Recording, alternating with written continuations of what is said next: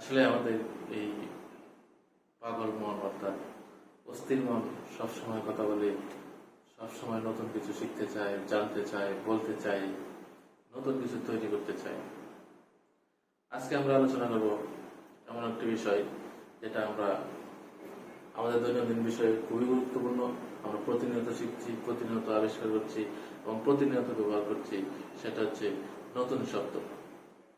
অর্থাৎ নতুন শব্দ তৈরি হয় যেভাবে, অর্থাৎ প্রতিদিনকার যে শব্দগুলো আমরা পাচ্ছি বাংলা ভাষা এবং সাহিত্যে যে সব শব্দগুলো যুক্ত হচ্ছে, সেই শব্দগুলো কোনো না কোনো উপায়ে গঠিত হচ্ছে, তৈরি হচ্ছে, সৃষ্টি হচ্ছে।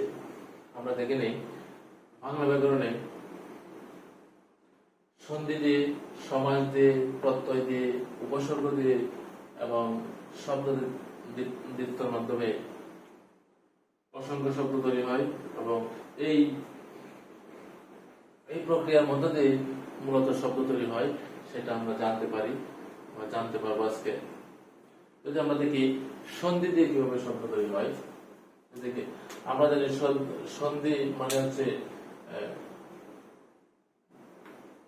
সন্ধি শব্দের অর্থ হচ্ছে যে ধ্বনির মিলন অর্থাৎ এক বা একাধিক ধ্বনি মিলে নতুন শব্দ তৈরি হয়।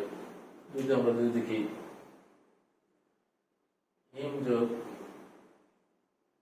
অচল, হিমাচল,